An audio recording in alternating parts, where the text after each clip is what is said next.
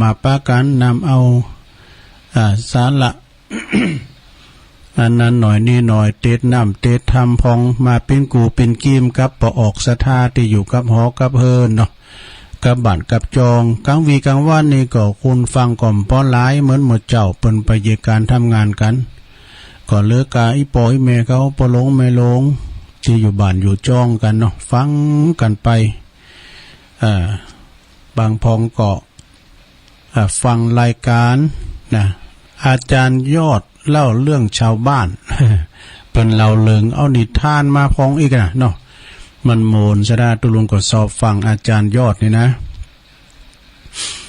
มีสาระซ้ำเตอก็เอากรรมเป็นมาเผยแผ่ก็มีนะอาจารย์ยอดเราเรื่องกรรมข้ามจังก้าโอมีหลายแม่นว่าจะปิ้นเทปก่อนหน้าฟังเน้อศรัทธาเนาะมันเป็นคู่หอทางนั้นนะอันยังก็ตามมีครูมีบาสั่งสอนโมดครูเก่าครูปลายครูตายครูยังครูประสิทธิ์ประสาทวิชาความหูเหือเฮาก็ว่าเป็นครูล่ะนะแต่เป็ดถือว่าเฮาเนี่ยเป็นครูเปิ่น เฮาก็เป็นนักเรียนเปิ่นเหมือนกันซัมเตอร์เนี่ยขี้เหล้าเพราะยังสอนเฮาเนาะก็ไปเป็นครูเฮาโลเพราะนั้นวันนี้ก็มาปบมาปะกันนะวันนี้ก็นำเอากรรมบาเก่าพองแล้วก็เข้าห้ามกรรมคือซัมเตอร์ก็เอาเข้าห้ามกรรมคือแล้วก็ความสามัคคีพองความกตัญญูพองเอกนะความกตัญญูหนีเอาเรื่องหนีมาพองเนาะหนียังมันจะหนีศีลพลุงพลังบ่ใจหนีชีวิตนี่เนาะเอาทุกคนทุกท่านนี่ต่างคุ้นต่างปิ้นหนีเหมือนกันหมดศรัทธาญาติโยมบางพองมาเถงว่าทกสของเขามาปิ้นหนีอย่างนั้นตุก็ปิ้นหนีชีวิตนี่ปอนี่แม่เนี่ยเปิ้นเล่งเข้ามาแต่อ่อนแต่ออกเล่งดูปูปาดเฮาปิ้นอย่างดีเฮาถือว่าปิ้นหนีเปิ้นเนี่ยเปิ้นว่าเอาสตางค์นี่นะมีเงินมีข้ามเปิ้นว่าเอาไปฝังดินพองไว้ทำบุญใจหนีเก่าก็คือเล่งปอเล่งแม่ว่าจะไปลืมเด้อบุจะเอาอันกรรมของขงเบ้งเปิ้นมามาจ๋าการชนะอันยังต่างๆเนี่ยชนะอันยังดีที่สุดคือชื่อชนะจิตใจของคุณเฮาเนาะจิตใจของคุณเฮาเนี่ยนะจำเตอมันเฮาการใจนะนายมันเป็นนายเฮาโดใจเป็นนายกายเป็นเบาว่าเฮาไปในวันนี้นะไปได้กินข้าวแล้วสิรับแล้วนะการใจก็ยังเอาลงขึ้นได้ไปอยู่นะมันก่อน มันต้องมีนะซะนะว่าไปนะยังไปอยู่แตงได้ก็ถูงดน้ำแตงแล้วเว้ยถึงที่มาแตงอยู่ มันถึงมีนะเนาะมันก้านใจโตเก่านะจิตใจนี่มันแต่ว่ามันเด็ดขาดมันมีคนที่เปิ้นเข้าพรรษาแล้วเปิ้นย่างไอ้นะย่างเหล่าสุดเดินอันนี้เจอแต่เนอะเปิ้นมีสัจจะกับโตเก่าตึมแต้ตองเลยเหรอโอ้อันนี้นี่มีสัจจะกับโตเก่าตึมแต้ตองเลยเปิ้นไว้ใจโตเก่าเด้อเนาะเจอใจโตเก่าออกพรรษาแล้วปุ๊บใส่แล้วว่าปุถุเอาละตอนนั้นจะร้องออกพรรษาก็ยังดีนะอย่างได้3เดือนเนาะเป็นการดีอยู่เหมือนกันนะเพราะนั้นวันนี้ก็มาปบมาปักกันวันนี้ก็ดังใดจะฝนจะตกพองจ้ะตกแล้วผ่านมาว่านี่กำลังสวดมนต์มง6 โมงปลายเนี่ยปลงก่อนบันปลงไม่ลงเขาตกก่อมง6 โมงปลายมันแรงนะสวดมนต์พอคำไทยได้ยินเหรอพระหน่อยเขาก็สวดดังหลวงพ่อตุลุงเขานี่ก็สวดดังฝนก็ตกมันนั้นจะมีเพดานศาลาก็เป็นศาลาเก่ามันดังเนาะน้ำตกใจคาพออย่างโอ้จุ่มเนื้อเย็นใจตกไหลพอสมควรจะได้มันเอาเมินพี่ว่าเป็นน้องแต่มาฟังสัมโพลินอย่างลังค่าอย่างแต่ฮักว่าฟังเปิ้นนันทูกันมาน่ะมันมาค้ำเข้าบนอากาศตุลุงโอ้แตกมันมาค้ำเข่าบนได้มันจะมีนะฝนค้ำเข่าอีนะก่อนยามเมื่อฝนยามเมื่อดอกโมงเป็นจอก้าหะดอกโมงก้านะมันจะมีดู เดี๋ยวนี้มันตกปิ้นเวลาฝนในนาสถานเนาะเมื่อก่อนนี่มันมียามหนาวก็4เดือนยามร้อนก็4เดือนยามฝนก็4เดือนโดก่อนนะ3 4 12มันจับพอดีเดือนนี้หาหมอกหายามมาได้ฝนการมาไข่โตก็สถาเนาะฝนเดี๋ยวนะ เพราะฉะนั้นสถาญาติโยมทั้งหลายตุลุงก็ยิบยกเอาเรื่องหนีนะหนีชีวิตหนีปอหนีแม่เฮานี่แล้วสถามันจะว่าปิ้นหนีปิ้นสินอันต่างเรื่องสะตั้งก็ถ้าว่าไปก็ลบรวมกันหมดอ่ะเนาะ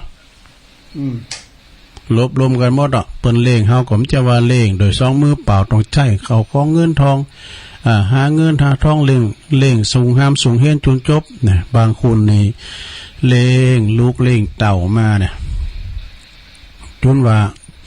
สูงห้ามสูงเฮียนจบปริญญารับการศึกษาเป็นอย่างดีบางคนได้ทิพย์ได้ดีแล้วโอ้ละทิ้งปอทิ้งแม่นี่อันนี้มันใครได้ดีเนอะเปิ้นว่าอักตันยูเนาะเปิ้นกึดพอกับเปิ้นเล่งเฮามาเปิ้นสูงหามสูงเฮนเสียงควายเสียงอีเผิกไปปองกิโตเสียงควายปู่เบอะควายแม่เบนขายหือเนี่ยน่ะเสียงนาบะขีปันขึ้นถึงฝั่งแล้วอยู่เฮินอยู่เปิ้นเรียกว่าอยู่เฮินนี้ให้อ่ะเปิ้นสูงถึงฝั่งแล้วน่ะเนาะฉะนั้นจะไปลืมเนี่ยคุณปอคุณแม่ตัวลุงก็เลยน้อมนำเอาทำอันนี้เปิ้นเรียกว่าทำนี่ชีวิตนะศรัทธานี่ชีวิตนี่มันเป็นจังใดนะก็ศรัทธาก็ลองฟังป่ะเนอะพินธรรมมรดกธรรมอันสาธาโวนี่กะก็พอยาวก็เดี๋ยวเฮาก็มาอาลัมพบทกันแฮมเนาะก็เดี๋ยวก็มาสรุป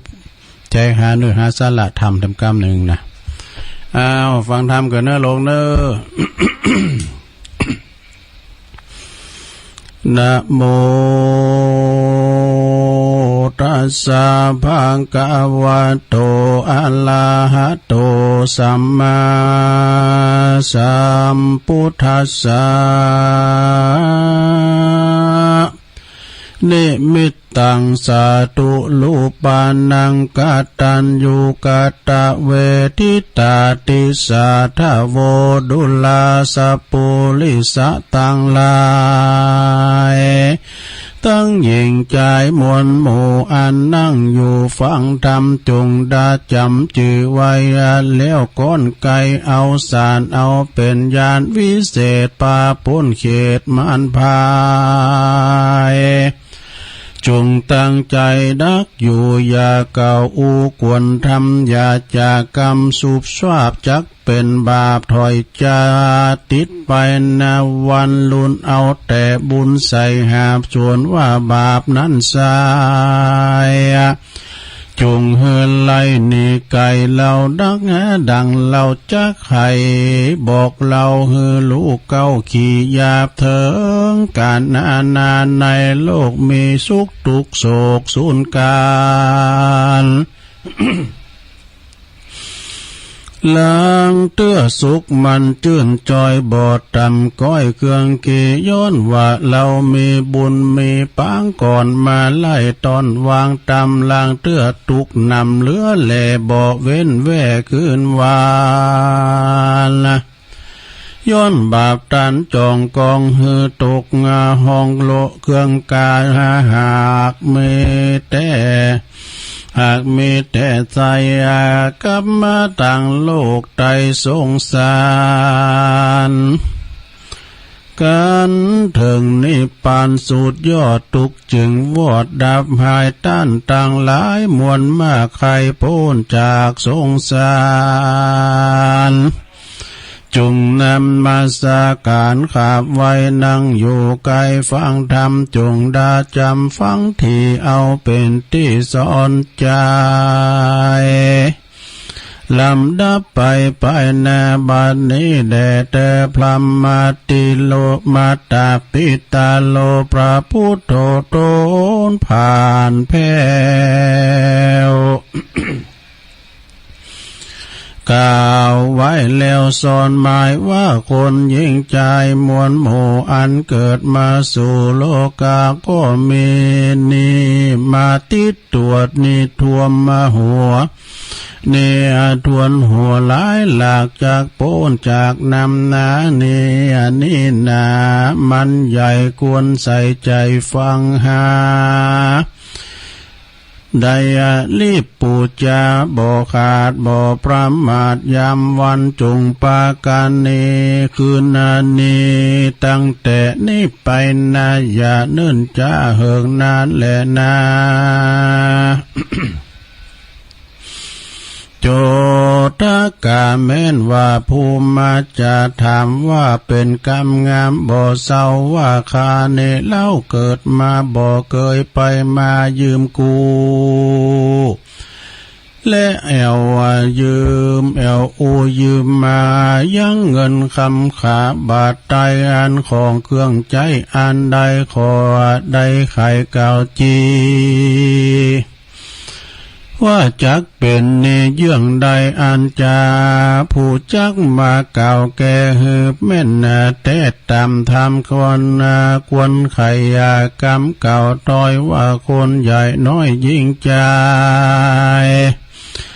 จงจำหมายเมียดไว้ว่าเราเกิดมาได้เป็นคนเพราะพ่อแม่ตนเป็นเจ้ารักลูกเต้าใส่ตาดานับตั้งแต่มาปฏิสนเกิดเป็นคนลุ่มตายพ่อแม่ก่อไฟเมตตาไม่ทันลงกับปาต้องมันก็เป็นทุกข์ผ่านลำบากอดกันอยากอาหารอดเวียการน้อยใหญ่จนเดิงไข้ยามเกิดทุกข์ไม่เดือดเลือใจเลือดแม่ไหลออกมาดังโบราณจ้าแต่ก่อนเจนปูมอนเมินมาว่าแม่ถามว่ายิงถ้าลงคาปามาป่าต้องมันเพียบดังกวานจ้างลายจักเงาถึงตายยำใดก็บอกมีภัยรู้ใดกันว่าลูกไทยสายตาเกิดออกมาแต่ก่อนแม่ก็หอนลานีเป็นตุขีต่ำกอยเมื่อลูกน้อยขี้เยี่ยวลำบากเมื่อเตียวย้ายบาดตุกบอกขาดคืนวาละแม่ก้อยปั่นกินนมแม่เจยจมลูกน้อยใจไฟหอยยินดีล้างเตื้อแม่มีอันใดกินอยู่ในคอในปากลูกใครอยากแล้วสายลูกร้องลำให้ไวแม่ก็คายออกปอนลูกให้ฮ้อนงองเงพ่อสองพ่อแม่ก็เอาอกเอาใจจักเอาว่าอันใดน้อยใหญ่แม่พ่อแม่ก็ไฟแสวงหาเมกะลุนนาต่อลูกก้อยฝังปลูกอดสาสอนพุทธานอนเนาทุกคำเจ้าแปลงปันได้สอนปันบอกขาดดังนักปราชญ์กล่าวไว้พระที่ไวยสอนพ่อแม่พระที่ไวยสองพ่อแม่เป็นพระพรหมแก่พุทธาเมบ่มีไผมาเพียบได้นั่นแหละนาดุลาสปุลิสะตังลายตั้งยิ่งใจมนหมู่อันนั่งอยู่ฟังธรรมจงดาจำติดต่อเรื่องบุญต่อปิตามารดาเรื่องคุณพ่อแม่ปีตาอ่านเลี้ยงเรามาแต่น้อยควรกึดไฟหอยตังวันอย่าทำฟันลาบซาอย่าทำคาบุบตีจักตกอาเวจีหม้อใหญ่อันกุลพ่อแม่ไทยเมหลายเพียบแผ่นดินไม้เป็นขนาดรอเต้ารอลือเต้าอากาศเวหา บ่มีกุลใดมาเพียบใดจงน้อมไว้ปูจามันคือหาบุญคุณตอบแทนคุณนู้นเฮือใดละคนโลกใดยิ่งใจพ้องก่อมาการหนึ่งหมายใจอย่าไว้ว่าจากไปน้อมไว้ตอบแทนนาไปเฝ้าแห่งคุณพ่อเกิดใจต่อคุณแม่อันนาที่แต่นั้นนาได้แต่จะกล่าวอ้างบ่ไปสร้างลุ่มลาบ่ไปหาพ่อแม่บ่เผื่อแผ่ผ่านในพ้องเป็นดีเขาของหลายก็บ่ปาบ่ก็บ่มากายเยี่ยมมาพอบ่เกิดต่อบุญคุณบ่เกิดนู้นพ่อแม่บ่สวักแสวมาหาใจปาลาบาปใบคนพวกนี้ใส่ปราจีว่าเป็นว่าบ่แม่นที่ลูกเตาว่าตอนนาตอบแทนคุณเล่าพ่อแม่ว่าเพราะรู้แต่อย่างเดียวบ่ได้เลี้ยวพอไปพอบ่ตอบแทนคุณพ่อคุณแม่เลี้ยงอันเลี้ยงแต่น้อยมาเลยจักเรียกว่าเป็นคนปาลาถอยจ้าหรือว่าเป็นคนบาตอละปีหากจักแม่นที่เป็นไม้แหลนาตาสามาเหตุนั้นใส่คนน้อยใหญ่ยิ่งใจจงจำหมายจื่อไว้เอาเป็นไม้ไตสอนตนดังพระตาสาปนที่ไว้เตสานาไว้เมินมาว่ามาตาปิตุอุปัฏฐานังดังนี้กำกล่าวจี้ใครจะว่าคนผู้นั้นหนาใหญ่น้อยใจไฟหอยข้ามเจ้าบ่เกิดถึงพ่อแม่เจ้าบ่ขาดหาโอกาสมาตอบแทนคุณช่วยเกื้อหนุนพ่อแม่ยามเท่าแก่หิวแรงลือพยาธิมาแฝงเมื่อยคายได้อยู่ไกลลุ่มลาโซหายาหาหมอบอลีลอเนิ่นจะตั้งเสื้อผ้าปัจจัยที่อาสาไหลยังอยู่พร้อมมวลหมู่นานาช่วยส่องขาเกื้อหนุนเฮือใดทำบุญพร่ำพร้อมใดนบน้อมฟังธรรมยอรายอตานนำบ่ขาดบ่ประมาทภาวนามันล่ำเปิงหาจาใจมันเข้าไกลเอาใจกันน้อยใหญ่หากมีเหือบ่อเหือเครื่องขี้พ่อแม่ใจเพื่อแผ่พานีสิ่งอันดีควรพอมันคือต่อซองขากันว่าต้านหมอลานนาลาพลาควรเลิกซากทรงสักการ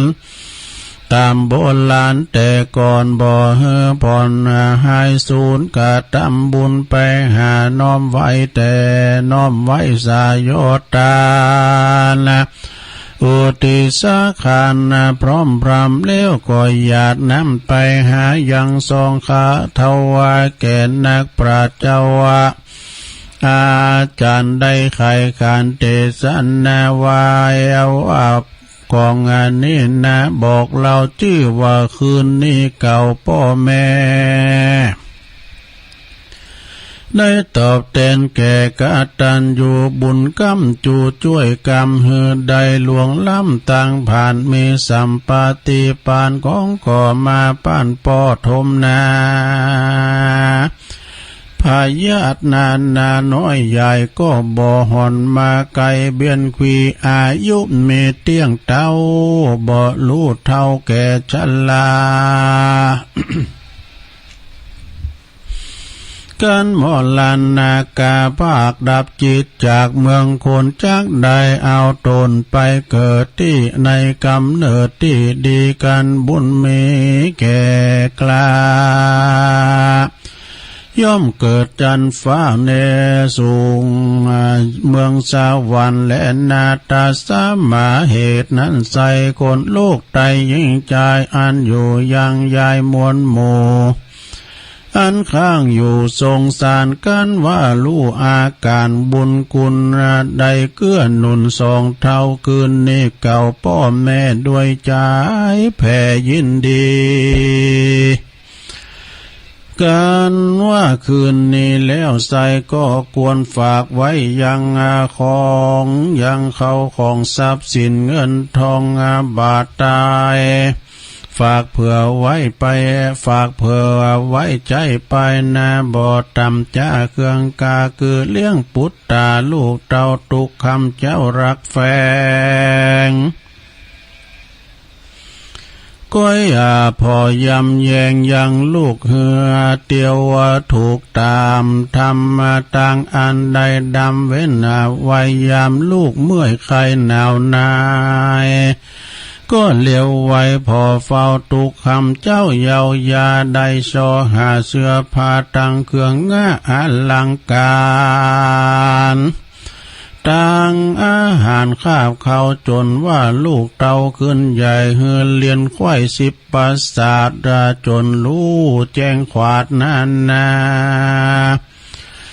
เมียวิจากับตนตัดกังวลเสียงควายกันลูกใหญ่แปลงปันกาลัดตันขวบควายก็หากู้เฮือลูกไว้เฮือลูกต้องได้ต้องถูกตามกองแบ่งเขาแบ่งของมีอยู่เฮือลูกกู้ยิ่งจ่ายได้คงควายบอกขาดกองนี้นักปราชญ์เก่าจี้หากแม่นที่กองทาม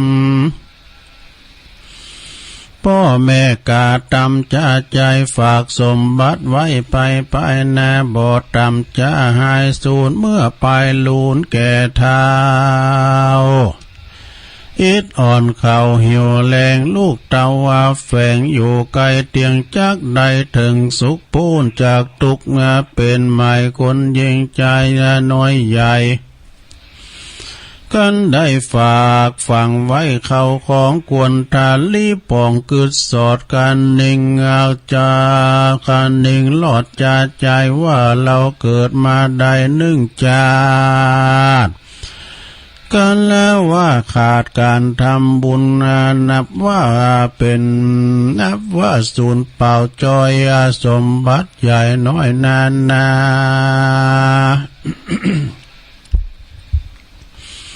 กันเหล่าลาภาคตายเสียจากไปนาเตียงละไว้ว่าใดกวนคงขวายบ่ขาดใส่เข้าบาทยอตาละเขาพิฆาหันน้ำเขาเท้าไหวแก่เจ้าพิคูเทนสามเณรน้อยใหญ่ตามใจไฟศรัทธาตานาคนอนาถายากรายตานหนุนไว้วัดว่าสร้างศาลาวิหารของสาธารน้อยใหญ่เป่งขัวไตข้ามนาทีตนไม่มีปลูกสร้างที่จิมกลางกองตังบ่อ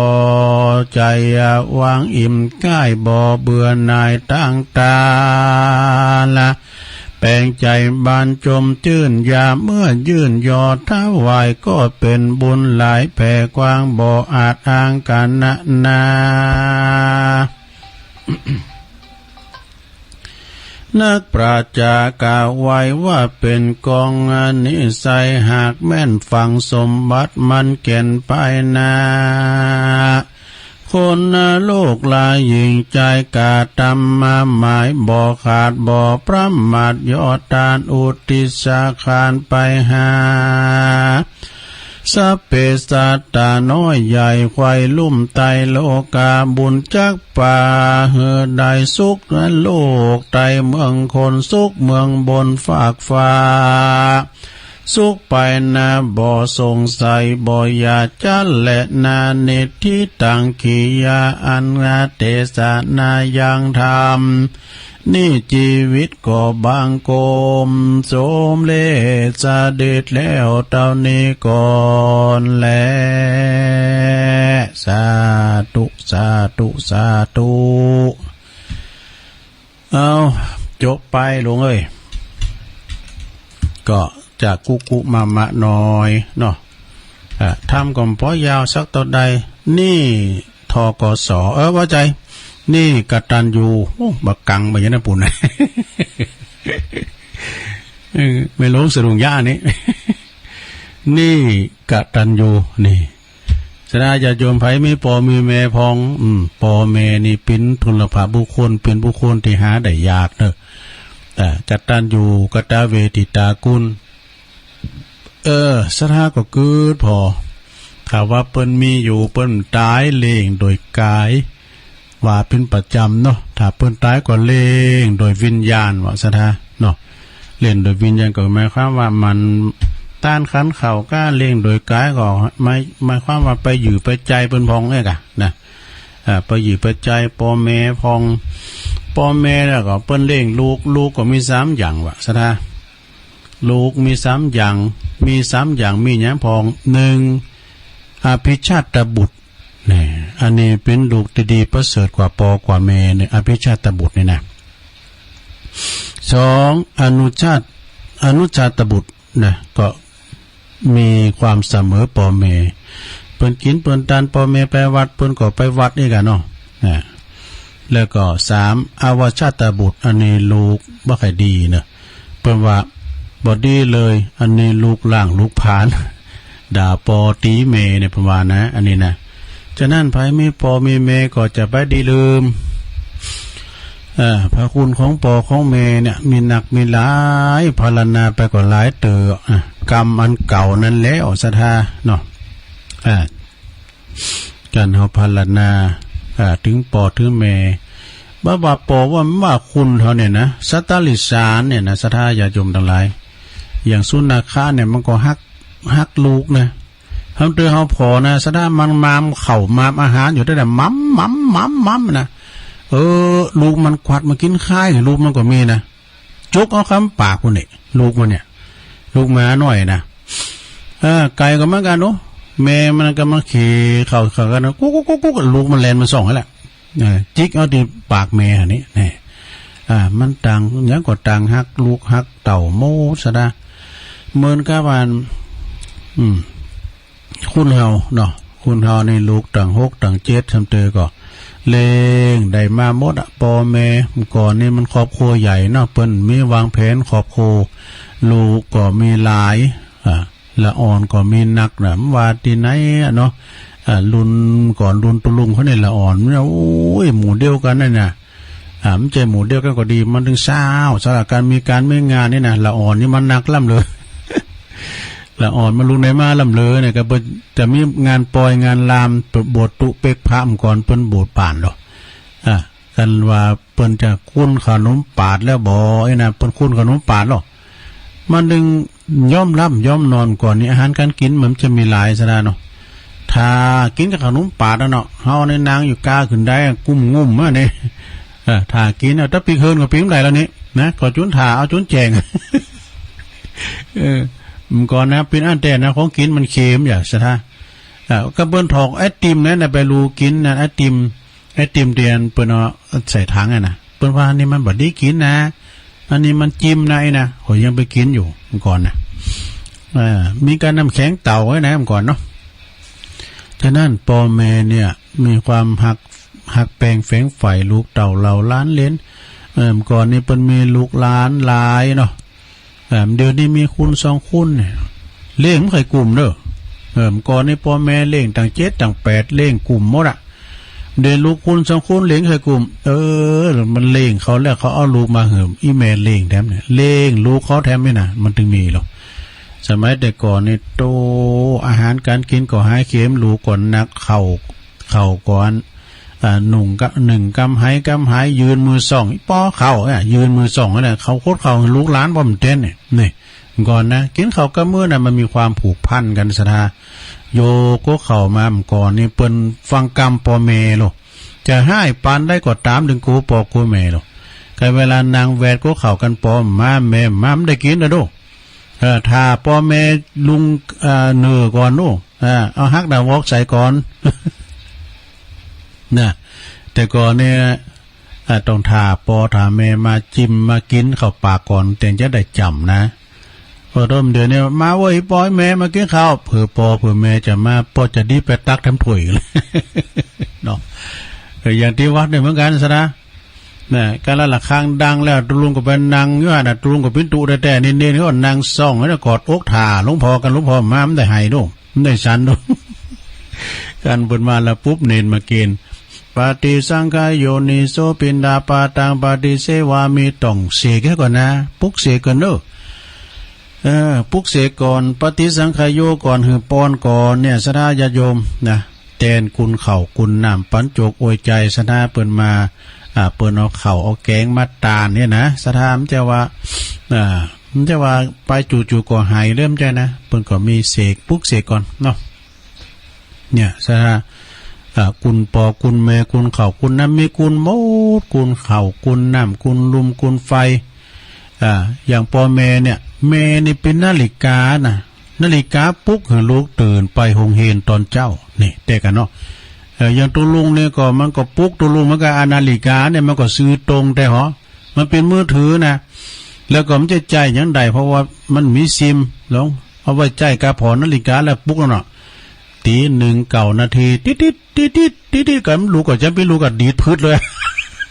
โอ้วันนี้มันเป็นรายการของตุลุเนี่ยเอาฝ้าลูกมาล่างไหนล้างตาเปิดคอมนี้เปิดเพลงพวกเนอะลูกมาเจ้านรงเนอะฟังเพลงนะแล้วก็แม่นี่เป็นแม่โคนี่แม่โคพ่อแม่เนี่ยเป็นแม่โคที่ทำอาหารกับข้าวให้ลูกกินนี่ก็ในพุทธโอตุลุงเขาเนี่ยมันมีลูกหนักซะนะ8 คนน่ะตึงปอตึงแม่ก็มี10เนี่ยอีแม่พี่ตายแม่ตาน้ำพริกกำ2 โคกตันน้ำพริกตาแดงก่อนในตันน้ำพริกตาแดงเปิ้นจะมีน้ำพริกกับแดงอย่างอีมก่อนน่ะตำเอาไข่ยาก็ตำเอาน้ำแก้วนี่มันฝักทองนะฝักแก้วนะน้ำแก้วมาโบะเป็นซ้ำเป็นสีมาตุ่มมา1นะเอาโหน้ำตาลก็ใส่อันนี้ลำเขานี่ถ่าเอาเดียมันแกว่นนะที่อย่างไอติมเนี่ยแกว่นมันยาวเนี่ยแล้วก็เอาถ่าเอานั้นกำแล้วก็กินเนี่ยโธ่เอากับข้าวก่อนลำเนี่ยสดาญาโยมเนาะปอเมก็ทำอาหารเป็นโคอันเลงแล้วเวลาอีปอยเมนะพี่ตายแม่ไปเป็นไปอันกาดยะไปเกิดอยู่หัวด้อยอันนี้ กันเตียวมาปุ่นตองอย่างเราใจดีอันนี้เกิดที่เมลูกกาดมาเนี่ยกันมาแล้วก็ใจดีอันนี้เพิ่นซื้อขนมมาไก่กินกันมันมีความผูกพันดอกก่อนนี้โตตัวลุงมันจะดีเนี่ยจะได้ก็เอามือซ้อนไปทั้งโมโหเสาเนี่ยกันปลาชะตั้ง1 บาท 2 บาทก่อนจะนักแล้วนะมาซื้อมุลีโต๊ะขาวเลยแต่เด็กก็ให้เมย์มาสอบสวนนี่กูนี่โกนตอนนั้นอ่ะกูตอนกินเข่ามันมีพิรุธ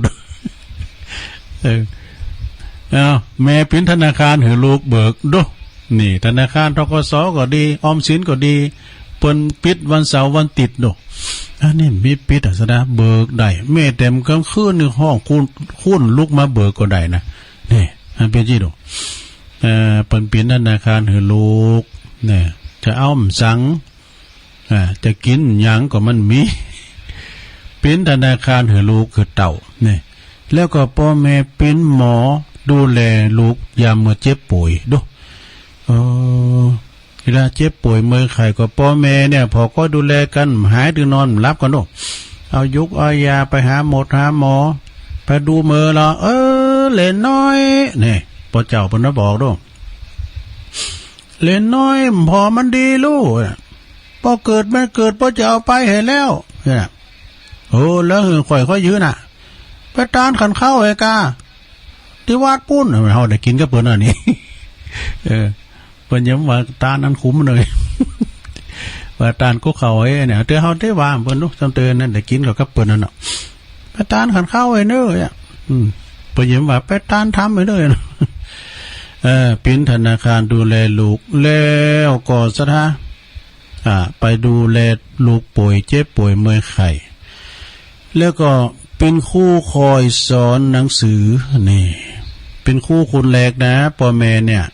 เป็นคู่คุณแรกสอนตั้งแต่ปูตั้งแต่ป้าก่อนเขาหันคุ้นทำก่อนนี้เปิ้นจะจดลักเนาะจดลักแค่นี้แล้วก็เอาไม้หกนี่นะหรือว่าไม้ป่องเนี่ยแล้วก็เอาข้อซุปแล้วก็เป็นจีหูแล้วก็เอาไม้เป็นก้านยาวแล้วก็เตียวแวดนี่ดอนก่อนนะเตียวแวดเนี่ยเตียวแวดไปแวดมานี่ฝึกเตียวด้วยเตอ่ะนะให้มันก่อนแล้วอ่อนน้ำจะเป็นยังหลินนักสระอย่ามาสมัยตุลุงเขาเลยนะ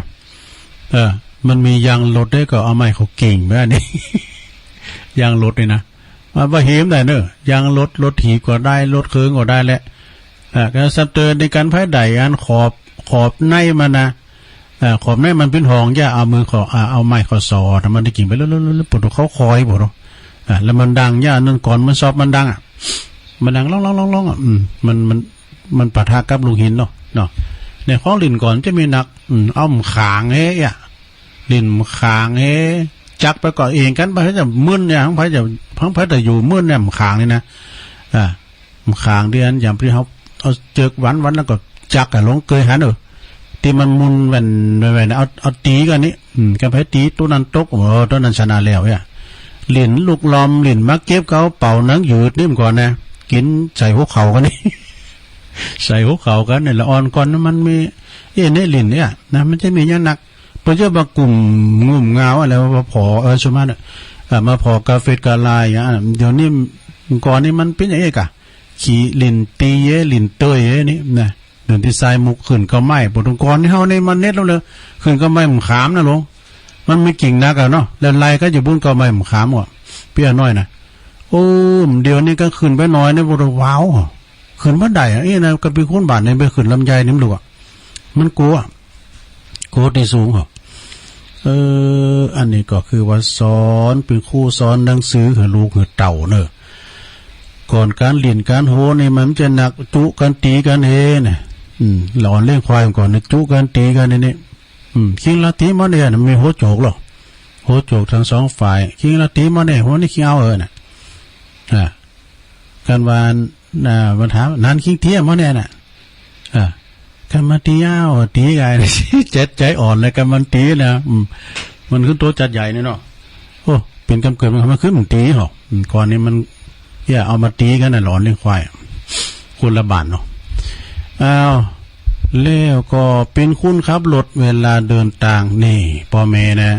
เป็นคุณขับรถเวลาเดินทางแล้วก็เป็นคุณคอยปลอบเมื่อเฮาร้องไห้นี่เวลาละอ่อนไห้มก่อนเนี่ยบ่โรตาวก้ามจังก้าเนี่ยปัดกุ่นปัดจังเจ็บหายเป่าฟ้ามันดึงจะฮือเนี่ยมันดึงหายอันนี้ก่อนนั้นลูกนี่ขี่ไห้นะไห้เนี่ยปุถุชนพิปากตอนมันยังมันนานดักเขาจัดขัดดักแล้วมันมีไปจั่วก็มันจุดดักเขาก็จะดักนะมันมีมาจุ่นี่เขาก็แต่งไห้น้ำตาพวกมีก็แต่งประเดี๋ยวนี้ว่าใครไห้เมื่อไงพิทุเจ้านะทุเจ้าไห้กรรมแต่เป็น10 ล้าน20 ล้านแต่คะแนนสงสารจะปีหน้าก็ได้มึงตุลุงจะร้องไห้บ่เนาะกระเทียนจะได้ร้ายมั้งอีก็มีนะแด่คุณเฮาเนาะตุเจ้าน้ำตาตุเจ้าหายแล้วขึ้นบนอินดูเนาะปุถโธคะแนนสงสารน่ะเลือล้นเป็น10 ล้าน20 ล้านมีแพ้ก็ใครหายอ่ะตุลุงใครตุลุงนี่ใครหายถึงวันเลยเนาะพอขึ้นมาได้หมอได้ถึง7-8 แสนเข้าเป่าโอ้ยก็เยอะอ่านก็มันลดแสนก็ดีแล้วตุลุงถึงวันแล้วทำใจจะไปตั้งเป่าก็มันได้มันเข้าเป่าก็จะเสียใจไหนเนาะเป็นว่ามันเข้าเป่าแล้วคืนเป็นมดว่านั่นอยู่อ่านก็อู่ซื่อๆโดยสถาญาโยมวัดพระธาตุด้วยน้อยนะแต่ล้านไปกูเตือนนะปีนี้เนาะที่ว่ามันตกไปยอดตกไปนะแต่4 แสนปลายแหละหลวงพ่อว่ากุ้มนี่สินไปกับพอดีแล้วตุลุงเนี่ยตัวก็ทำใจแล้วนะ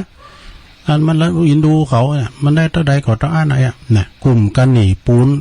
นี่หินนี่ทรายท้องสระความเนี้ยเปิ้นก็จะเก็บงานแล้วนี่สินน่ะนี่ก็จะขึ้นขึ้นห้องใหม่ละเอารถตู่มาหันกันเขาเผือกทางใดหมดเด้อมาเขาใครก็มาอยู่ในหลวงพ่อก็ไปสนามสอบวัดพระธาตุเจ้าสลีจอมตองบุญเนี่ยจัดได้หมดโอ้เวลาก็จัดเลยผ่านมาได้เดี๋ยวกันในสถานเลยตุลุงจะไปพอเป็นกำเดียวกันนะจะไปสอบถามไปกันเดียวกันจะไปไล่ไปไหนแต่นะเดี๋ยวรอแป๊บเดียว